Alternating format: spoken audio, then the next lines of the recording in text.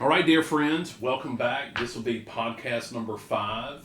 Again, my name is Drew Hassan. I've started the Recovery Lab podcast series in the hopes that we can do what is necessary to promote recovery. We have an excellent guest on today, Mr. Carver Brown, who's going to share a lot of his wealth of knowledge with us. So as I start off every one of these in the same capacity, please, y'all comment, give me some constructive criticism.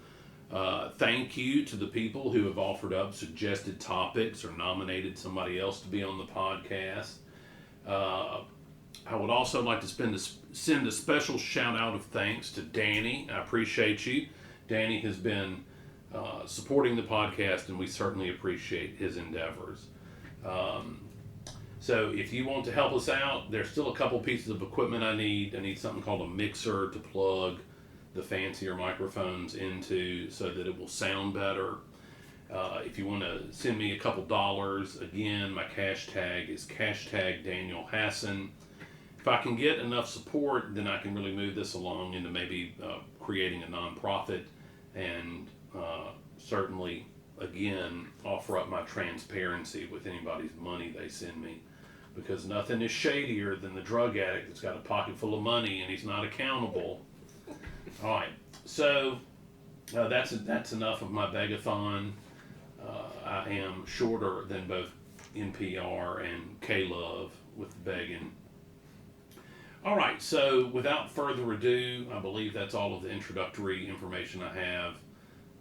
Welcome, Carver Brown. Good to see you, buddy. Hey, good to see you. I'm glad to be here. All right, so we were just talking, Carver and I were, about what we were going to talk about, and I told him I had some questions, and I was hoping he wasn't going to ask me what those questions were so that we could get like a fresh take. Right. Carver has no idea some of the things I've written down. None. I'm trying to increase the pressure on him over there. Oh, I'm zero pressure. I'm an open book. Open book, amen. Nothing like transparency. That's right. All right, so start us off, Carver. How'd you get sober? What did it take? Did you relapse a couple times? No, I've had, I've been relapsable. Yeah. But I hadn't had the need to go back. So I think they call us a one and done, maybe. A catastrophe is what got me in here. I had struggled with my addictions over my life. I was 47 years old. I had a terrible weekend, like an entire blackout weekend. And I tell you, you want to have an experience, come to defending yourself to a circle of your friends and not know what we're talking about. I came out of a blackout in the middle of a very angry conversation, and I'm trying to figure out what in the heck, has happened. So it was terrifying to me. And I knew that, there had been all sorts of evidence that had been piling up over the years, but that was the one that sort of dropped the hammer on me, and I knew I needed to do something. And so the next morning, I went into work. I went to the president of the company I was working for, told him I was going to be taking some time off, that I needed to do some personal introspection. Some soul searching.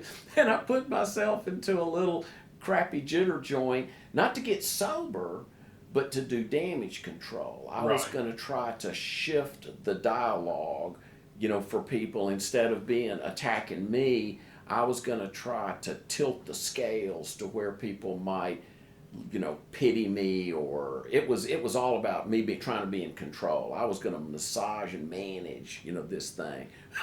Well, a funny thing happens, when you put yourself into this thing, because there's no open bar, there was no medication management, and it was as much alcohol. In pure tonnage, I probably took more pills maybe than consumed liquids, but then there was herbs and powders and everything you can name. And I was a hot mess.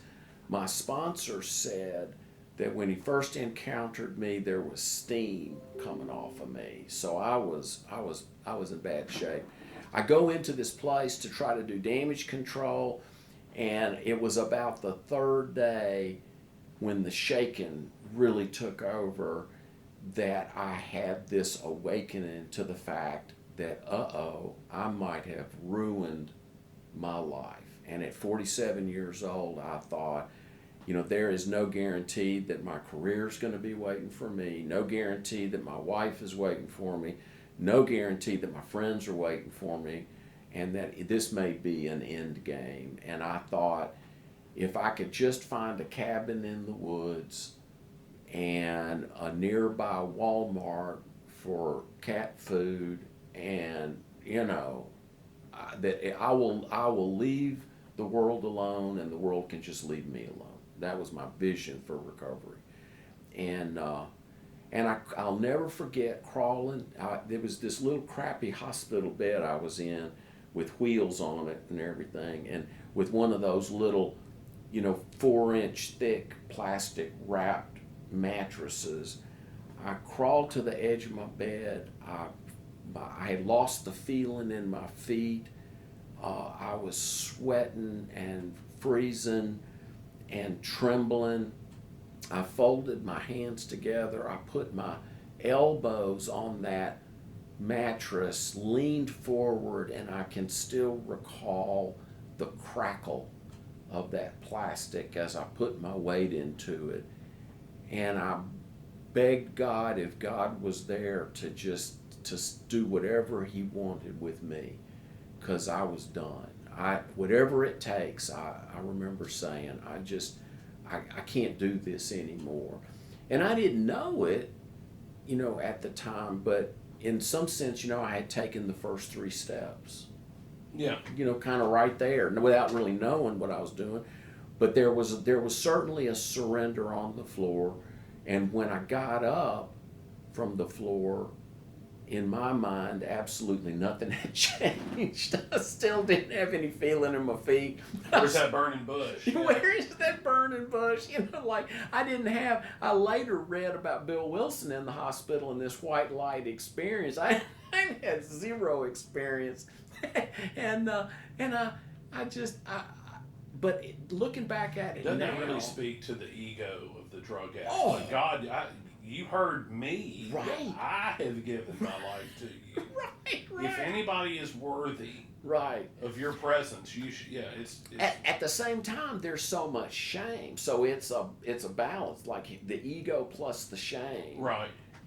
Is just. Now that's a powerful package to unpack. But I remember. This my looking back on it now, as I view what happened to me in that moment, that I believe that my world that was spinning toward my destruction paused in that moment, and imperceptible to me slowly started to rotate the opposite direction.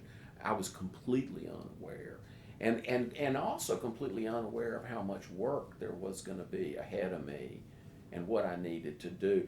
Thankfully, recovery sort of unfolds little bits at a time, because, I didn't know what I was going to do then after that. And my experience in this little place was no more than about, I think I was there maybe, 8 or 9 days or something. Oh, wow. It wasn't even a full term. Oh, no. What we consider primary. Oh, no. I finished detoxing in AA. I clearly remember at the end of those meetings that kind of creeped me out in the beginning. I wasn't sure what was going on. Holding hands with people, which also creeped me out, and being aware of the fact that I was trembling the hands of the people I was grasping, and just trying to hold it together. And it was a struggle for me. I was in bad shape. And honestly, cognitively, I was damaged too, because I could not, for the life of me, understand a lot of what people were talking about in the meetings. All those pistons weren't firing. They were not firing. I remember distinctly. I'm glad you said that.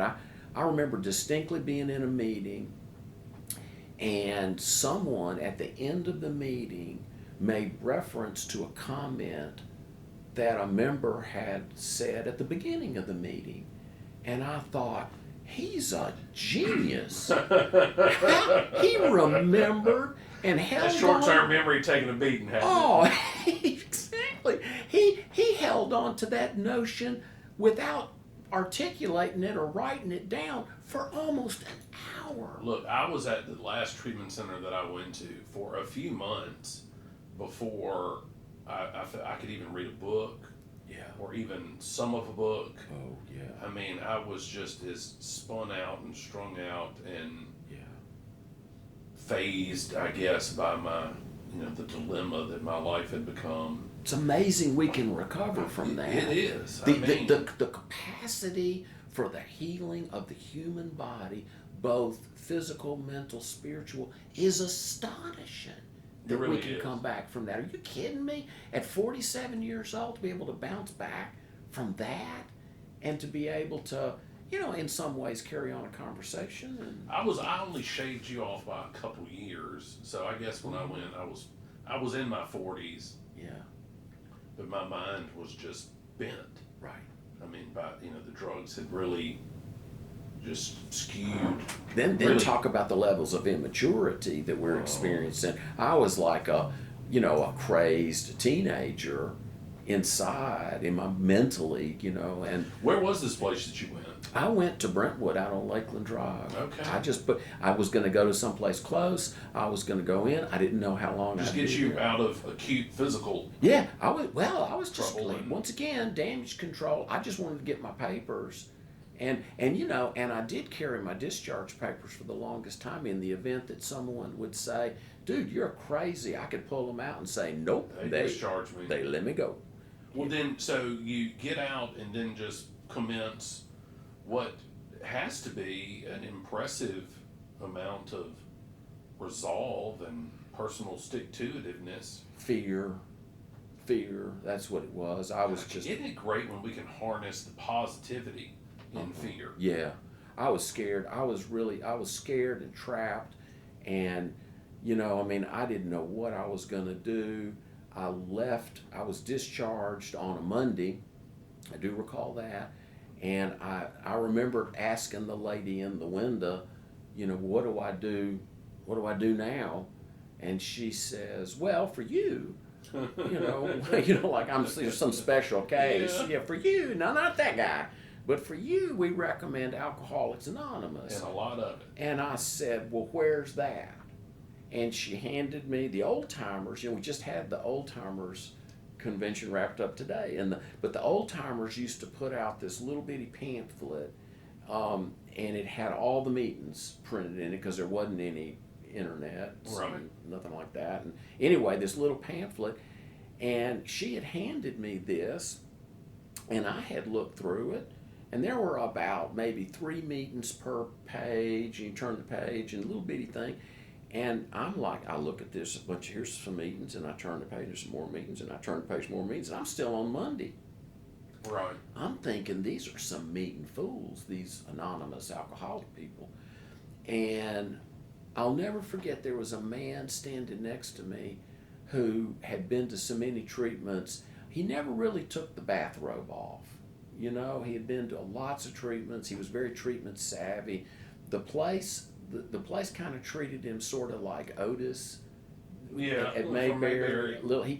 He could walk around the nurse's station and I'll get that for you. And I thought, what a curious. You're mighty familiar with this place. Yeah, he knew his way around, and apparently had insurance. I think he was an insurance agent, by the way, and had just spectacular insurance and had utilized it extensively, apparently. Never saw him again in my life. He took that little pamphlet out of my hands and he says, I'll show you the meetings you're going to like. And instantly I thought, there's going to be meetings to like and not like. Right. He got a highlighter, went around the desk that I didn't know we were entitled to do. And he got this highlighter and he started highlighting, you'll like this bunch. I remember the Beagle Pack was one that he highlighted. Madison Ridgeland was one he highlighted. Some of the Yana's club meetings he had highlighted.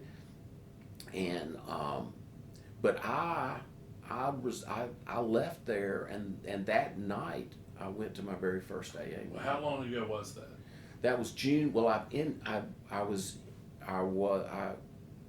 went into treatment June the 14th, 2004, and I started.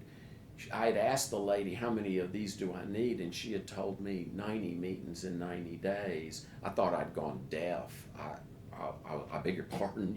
Did you what? You misspoke. Obviously. Yeah, obviously. I mean, 90 meetings in a couple of years, maybe. But she was very clear, and so I started an endeavor to go to at least a meeting every day. And what happened was I ended up I did a 90 and 90, I did it for a year. So at the end of my first year, my sponsor said, he whispered to me as he was giving me my first year chip, he says, do you realize you've been to about 400 meetings? And I hadn't even thought of it that way. I had just been doing what was, because there's magic that happens.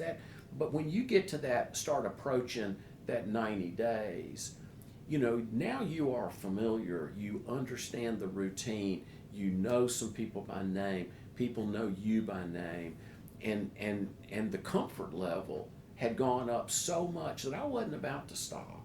Because honestly, the people at work didn't trust me. My wife had either left or was about to leave at that point. I was alone. My friends, none of my drinking buddies were around. And I was trying to keep my distance as well, and it was sad. I was sad. I was angry.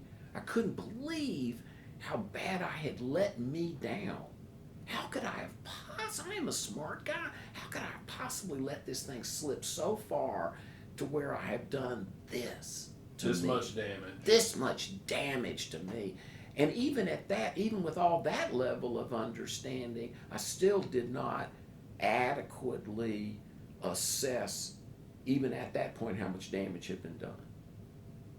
But boy, I had enough awareness to know that it was bad. Right. Yeah. Yeah. And then it was a matter of introducing me, and thank God for sponsorship. I mean, if it hadn't have been that, there was a great fear in me that I could have orbited the planet recovery and never landed the capsule. I needed to plant my flag and become a member. And I didn't want to talk. I kind of wanted to be anonymous. I purposefully arrived right when the meeting started. And I mean, by the time the final consonant of the amen was enunciated, I was in my car Out the door and gone. There was dust. Look, that can be a blessing and a curse. It compounds that alienation that we can sometimes feel. Right. But it also keeps you from getting into the shenanigans that can be the AA fellowship from time to time. And it is shenanigans. Yeah. It is trying to figure out what, some people and that many people with personality deficiencies. Somebody said early on, we're going to treat you so many different ways, you're bound to like one of them. Right. And That's a good point. Isn't that great? And what a wonderful cast of characters it is, and it was and is and still is, and and the stories, that was the thing. The stories that we hear, the stories that we get from it are just the most, we laugh, we cry, we hear the things that are heartbroken, and sometimes, kind of wonder, oh man, everything this person has gone through and they're still coming. Wow, it's astonishing, sometimes. I love it. I absolutely love it. I think AA in its roots, has in that finding that common thread and then realizing I'm not alone. Right. Well, that's what sponsorship did for me. So I was about 2 weeks in. The Beagle Pack used to meet over on Old Canton Road at a church that's next to the synagogue when it was over there. And I loved the Saturday meetings because nobody would ever accidentally call on you, So big Saturday morning meeting, and I'm sitting there, and people are sharing, and all of a sudden, across the room, this man describes in detail exactly what I was going through as a newcomer. And honestly, now I realize it was a spiritual experience. Hearing my story so clearly come out of the mouth of somebody else, that's a spiritual experience. And I had this thought come over me that was I needed to go to him and thank him for what he said. The huge difference between me and that guy, he was happy. And I was not. Right. I could see the joy. I could hear it in his voice. And at the end of the meeting, which was not my habit, I stuck around. I think it might have been the first time that I ever stuck around at the end of the meeting. And he was talking to everybody and hugging people and laughing. And I'm kind of hovering, waiting for a break in the action, thinking he must be running for governor or something. I don't know what he's doing. This is a little over the top. And as soon as there was an action pause, I stepped in and told him, I want to thank you for what you said in the meeting. That was extremely helpful for me. And he said, hey, I hadn't seen you around here before. Are you new? And I said, no, I am not new. I've been coming for 2 weeks. 2 whole weeks. Yeah, and that was a long 2 Right. weeks. That's an impressive commitment. Yeah, well now, and he said, he looked at me, he got very serious, he looked at me straight in the eye, and he said, 2 weeks. He said, that's a long time. And, I thought, you're damn right. Thank you for acknowledging my hard work. And not being dismissive, or talking down to me. Yeah. And he then asked me, I will never forget this moment in time, and I've told this so many times, but it's just so important to me, and I can feel it here in my heart. He said to me, how are you sleeping? Isn't that great? What a wonderful, what an inspired question. Yes, what a diagnostic of early recovery, because then he footballs that back to me, and then I launched into, oh my gosh, well, I fall asleep, I wake up at 2:00 in the morning, my mind is, trying to solve problems that don't exist, I can't go back to sleep, I'm being tortured by all these rolling thoughts. It's like a chessboard on crack, and he and from then on we started talking about sleep. We didn't talk about not drinking. We just talked about ways to manage sleep hygiene, which you and I were talking about as we got started. and so we talked so much that somebody turned the light off in the room. He said, come on outside.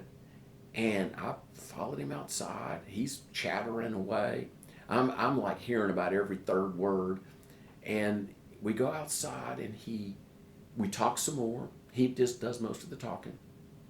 He looked at his watch and he goes, oh my gosh, I've got to go. And these words, without my brain being connected, words flew out of my mouth. And I didn't even know they were the magic words. But what flew out of my mouth was, what do you think I ought to do now? Because I didn't have a clue. That's as good as it gets. This is Saturday at about 10:30 or maybe 11 in the morning, and I don't know what I'm supposed to, I don't know, I don't know what to do the rest of the day. I do not know. He said, why don't you call me and we'll talk about it. He reached into his pocket, pulled out a scrap of paper, scribbled his phone number and his first name on the paper. I wish I had it today. Handed it to me and said, call me tonight about 7 and we'll talk about it. Like we were talking about a little while ago, how you never know what's going to be the tipping point for somebody. Right. Like Angela going to that thing downtown at 7 months sober. Unbelievable. And what a lesson for us that have been sober for a minute or two. You never know what small interaction is going to be the world for some new person or some other person. Right. And the fact that, he had spent this time with me, but it gets better because, he asked me that night. I phoned him. I mean, I was, I needed some. I didn't know what I needed. I called the guy, I phoned him up, you know how it is, exactly at the crack of 7, I called him and said to him, I recall to this moment, do you, hey, I'm the guy you met this morning Right. at the meeting. Do you remember me? He said, yes, I remember you. You're 2 weeks. You're the guy with 2 weeks. The guy with 2 weeks. And I said, yeah, and we talked a little bit, and he says, are you going to a meeting tomorrow? And I said, yes. And he said, which meeting are you going to? And I think it must have been the Sunday 2 o'clock Madison Ridgeland meeting, quite possibly. And I said, yes, I'm going to a meeting. I told him which one. He said, how about if I meet you there? And he was there. He was there at the next meeting I went to. And after that, we visited after the meeting, and he suggested, why don't we, check in with each other regularly? He said, was it helpful? Another great diet. Was it helpful us talking the other night? And I said, yeah, you better believe it, because you're about the only person talking to me. Right. And he says, well, why don't we check in each, mid-morning? I'll call you, you call me. Let's just reach. And he said this great line. I have used it so many times. He said, it would be helpful for me. See what he's doing? Yeah. And it was just, okay, well, it's helpful for him. And it never occurred, to me. And that's what set the stage moving forward, was a regular dialogue with him moving forward that broke me out. Because if I could connect with one guy, I could connect with another and another. And he introduced me to other folks that were, working really great programs. Brought you into the fold. Brought me into the fold, introduced me around. I was still very hesitant and very shy and didn't really want to engage with a lot of people. But he was undaunted. He continued to, and I was crazy. I mean, my brain was must have been jello. I remember sitting in a meeting looking down. I had 2 different shoes on.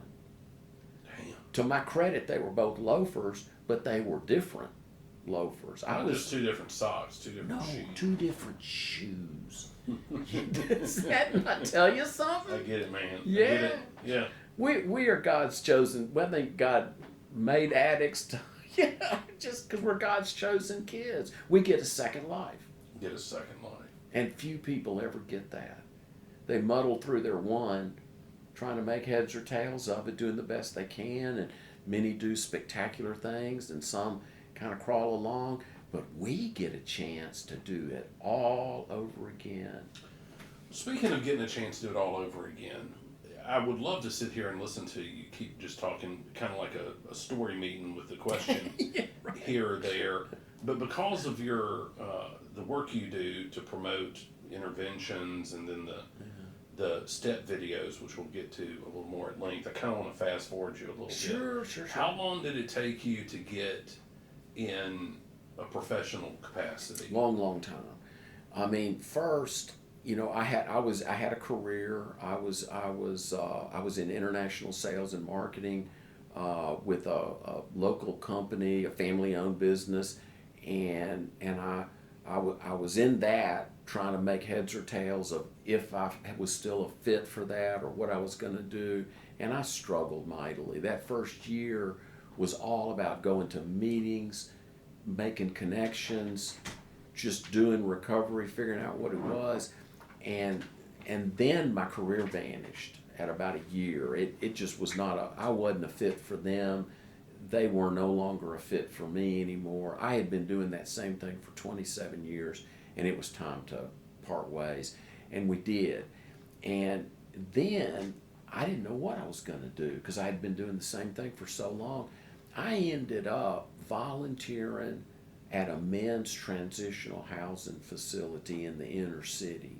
And that was a game changer for me, because at a year sober, I came up with this thing. I was what I described to be stark raving sober.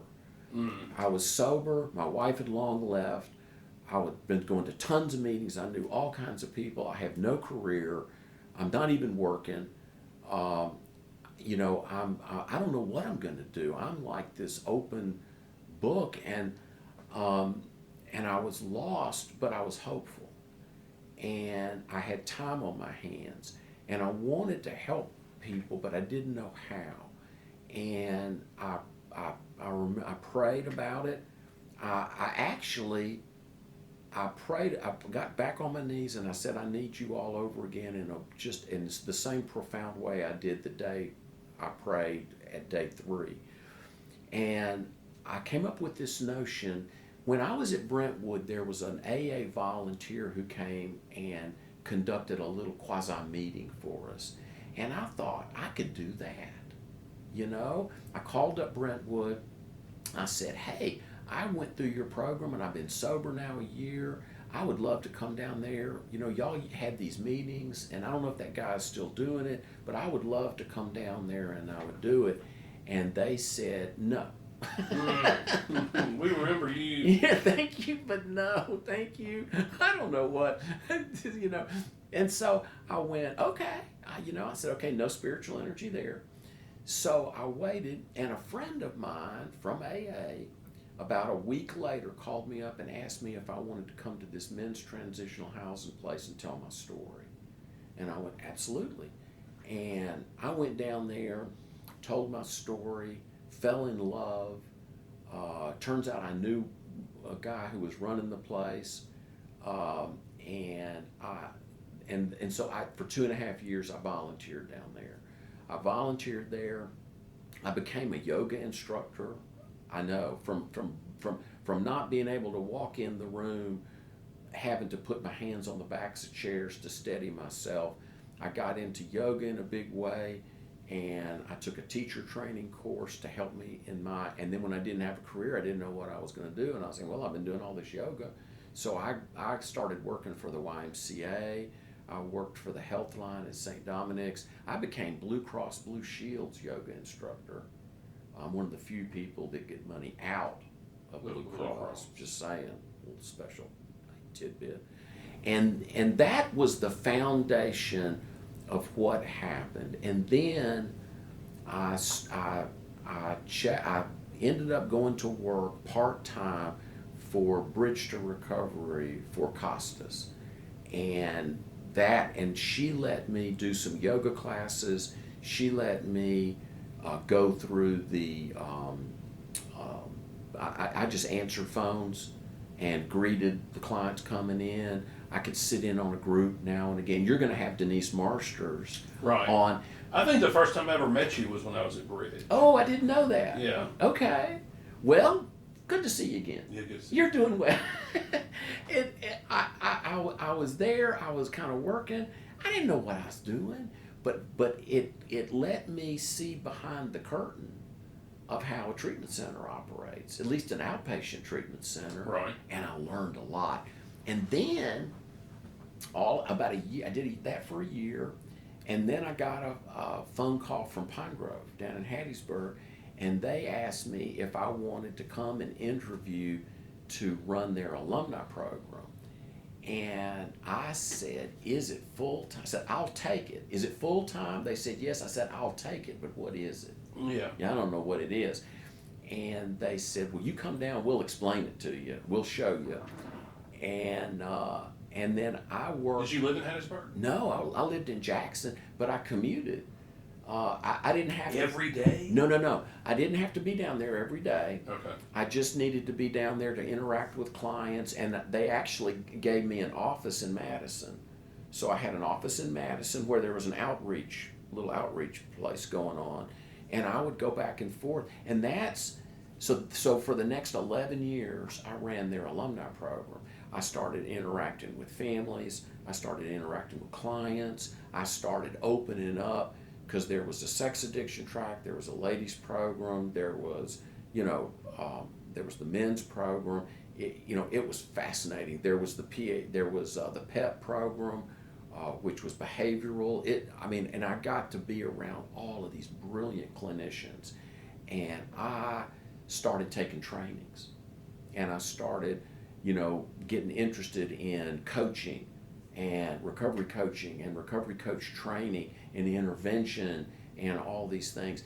And Pine Grove would either give me time off to go do it and I'd pay for it, or maybe they would sponsor me to do it, or it just different things. But I started adding these trainings to what I was doing because I don't have a degree. I don't even have an undergrad degree, I'm just saying. And, but you don't need one to be an alumni coordinator necessarily. Right. You need to be sober all morning long. And so with my partner Lauren, who you ought to have on the podcast, we built this machine. I helped to create this organization called TPAS, Treatment Professionals and Alumni Services. There was no national organization for training for alumni coordinators, and I'm still involved on their Tell advisory people a little board. bit about what an alumni coordinator might do. Is this just intended to make it easier for the recent graduate to stay involved? Well, that's part of it. I mean, it's so basically as an alumni coordinator, you're going to take the grad. Now, there's a whole lot of ways to approach this thing, and every treatment center has a different culture. So, alumni programs are married with the treatment center and match the culture of the treatment center. In its basic form, it's what you're doing is you're creating programming to help people stay sober, and you're creating, in a sense, from a business model point of view, referral sources for the treatment center. What a blessing for you because I can see how this alumni institution is geared to lessen the shock of what you had to the nth degree, going from 8 or 9 days at Brentwood into boom, here, go to a bunch of these meetings, have at it. Yeah, figure it out, good luck. Yeah. Not many people can overcome that shock. Well, I was afraid. I was afraid that my life was over, and I had kind of painted myself into a corner.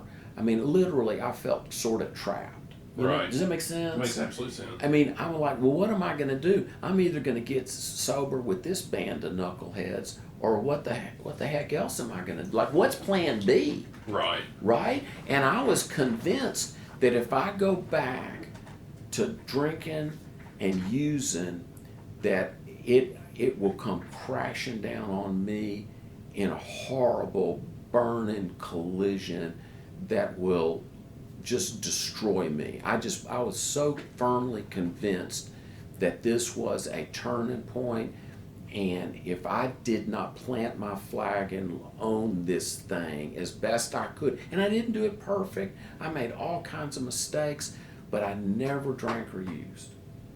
We've got to reach that point where no matter what, I'm just not gonna.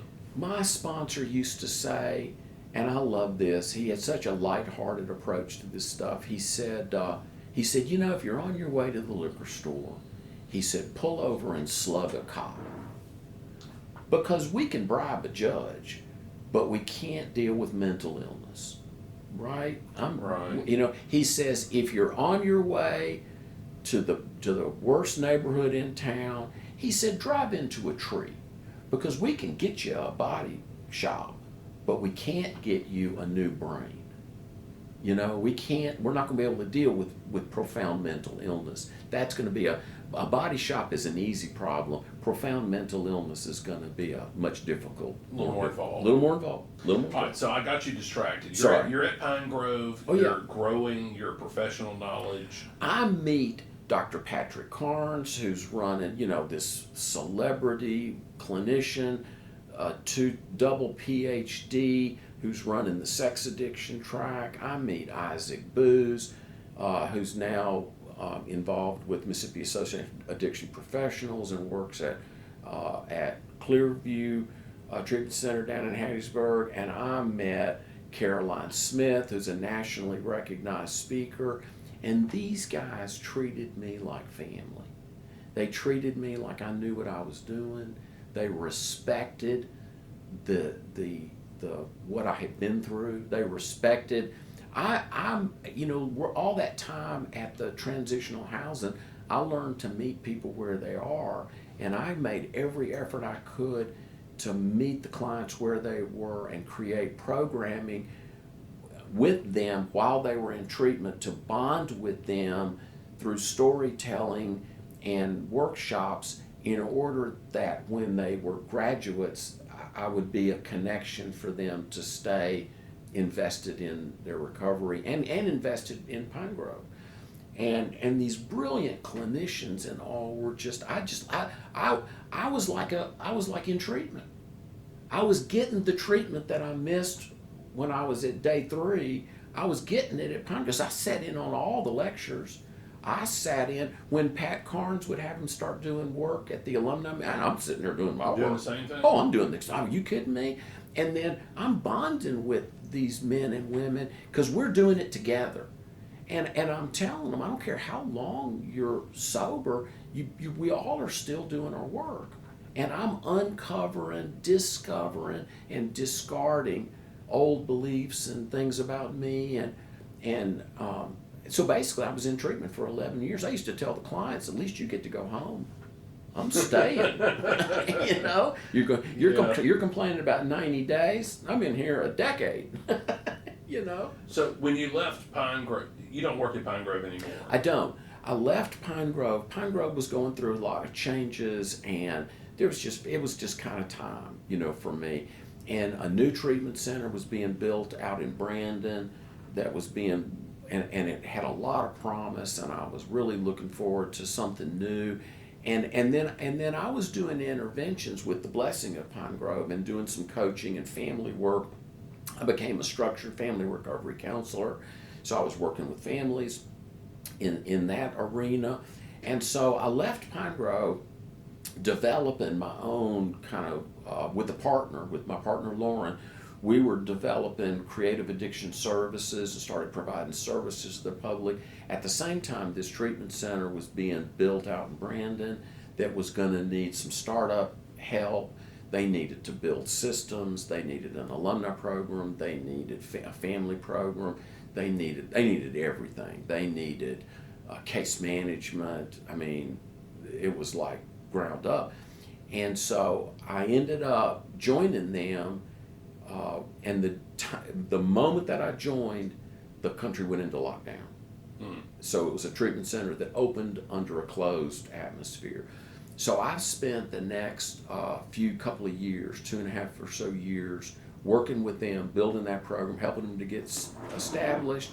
And then I've transitioned now away from that and back to working in creative addiction services and just helping families. And, you know, we don't advertise. It's strictly word of mouth. People find us, and contact us and ask for help. And some of it is pay, some of it is voluntary. Some people can't afford to pay. We help them anyway. I help people find treatment. We've put a ton of people in treatment centers all over the country. We've been extremely successful in our interventions. I coach clients. I've been onboarded in a couple of therapy. I work with Killebrew Psychological Services in Ridgeland. I'm a grief recovery specialist. I've been doing that under their umbrella. I've also recently onboarded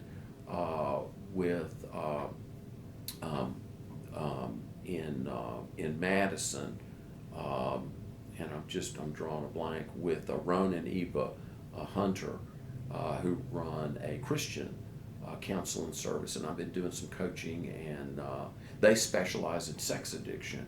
So because of my work with Pat Carnes and my own personal work in that arena, it's been helpful to me to do some coaching with them, and then some potential for grief recovery. And then I'm leaving Tuesday to join a think tank in San Francisco to kind of do some visioning work on some different recovery models and what might happen with coaching and coach training and intervention services. And I'm just going to kind of sort of try to revision what I'm doing. And I don't know. I'm kind of in a... Well, there's no shortage of people that need help. I mean, it's not like... It's a growth industry, I hate to say. But yeah, there is no shortage of people, but being able to figure out ways to elevate my services so that people are aware of what we're doing and all. We haven't had the need at this point to do anything. And I think there's a time coming now that either I need to align myself and my partner with maybe some other organizations, or maybe just elevate the knowledge of what we're doing, maybe that. At the same time, I'm 66 years old with a 6-year-old. So I don't feel so bad. I'm 40, I'll be 47, and I have a 2-year-old. Oh, so. there you go. So listen, I mean, this is the greatest show on earth. So I'm a first-time dad, at 60. So I've got a whole new legacy. I've got a whole new thing kind of going on there. It is a delight. And I'm married to the sweetest lady on the planet. And so there's this whole family, this need for me to... Do you think that gives you deeper meaning to some of the things that you... 100%. I was so ill-equipped at 47 to be a dad. I'd have been a train wreck. And at 30, I'd have been insane. At 20, it would have been probably criminal. You know what I'm saying? Right. And so, yeah, I mean, you talk about, slow to the party, and that's me. I'm just now able to really pull it off, I think, and do it in a way. There's advantages and disadvantages, obviously, but it's a delight, and it's so important to me now to be able to provide for him what I missed out on, I think. I'm torn here. So you are absolutely fascinating. Oh. And there is literally like 2 hours more worth of stuff I want to talk to you about. So I don't want these to run too long, because I don't want to bore people to tears. Right. But look, while we're recording this, you must promise to come back. Yeah. And let me ask you some other stuff, because Sure. your YouTube, and y'all need to go. All you gotta do is search Carver Brown Big Book Study or Back to Basics. It's fascinating. I've literally been in and around recovery my entire adult life. Wow. And those videos were some of the most fascinating, easy to understand, helpful videos I've ever listened to. Like, you're truly a benefit to all those in recovery. People y'all need to go listen to it. He's absolutely fantastic. Well, you're kind. There's a whole backstory. Well, it's kind and true. Well, thank you. That is doing that work, and I've been all over the country doing those workshops. I lost track way long ago at around 7,000 I had taken through. So it's got to be pushing somewhere around 8,000-9,000 people I've taken through those workshops, and that is the. If I could figure out a way to just do that and make that work, I would take that thing around the world and never look back. I love that. It is my greatest joy in my life next to my family. Look, they're great. Treatment centers ought to play them like you ought to have to watch that day one. No shit. Wow. It's fantastic. All right. Got a few rather miscellaneous questions that I'm gonna throw at you. Sure. So if I'll try to keep it brief. When everybody that's listening to this goes and hunts down Carver's videos, you will hear Carver talk about the 300 plus or minus other 12-step programs. Yeah. And I thought, 300? Yeah. Holy Right. So you mentioned one, an Under Earners Anonymous. Right. I met the guy who developed it. I've got this on my list here. What is the oddest 12-step program that is amongst the 300? Probably Alien and Abduction Anonymous. Are you kidding me? No, I'm serious. No, I think that's the one. That's probably the oddest, I would think. But AA and their benevolence will give the thing away. They'll give those steps away to anybody that wants to start up a 12-step fellowship. My old friend Billy used to say, you can put anything in the 12, just take alcohol out and put it. That's exactly. I mean, I wonder who out there is having such a problem with alien abductions that they need to exercise their powerlessness thereover. But think of the power of the anonymity. Well, there you go. See, it needs to be anonymous. Can't publicize that. All right. So one of the things that I wanted to you asked me how did I get started on this, I think, before we started I did. recording. And, it was a number of reasons, but one of the biggest ones was I thought, Drew, you have screwed your life up in spectacular fashion.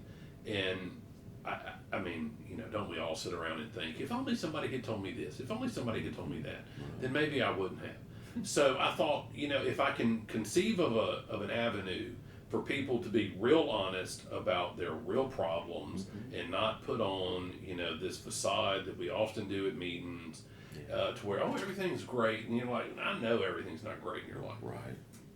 But I also wanted to have, I thought if people would be real honest about their problems and where they are in their recovery, no matter how long they've been sober, that it would be that'd be attractive to people. Sure. There's something, honesty, gut level honesty resonates at a frequency that people can just appreciate. Right.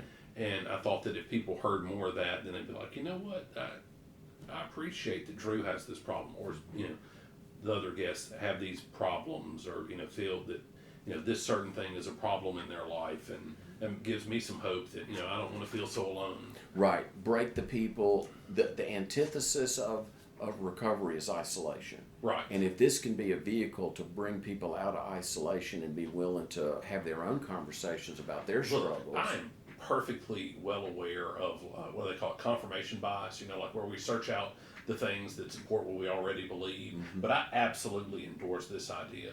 I read that book. I've talked about it on here before, Chasing the Scream. Oh, I love that. Isn't it great? Oh, and my how he gosh. talks about, the lack of interconnectivity between us, and how by promoting that, his whole rap part. Which was his whole next book.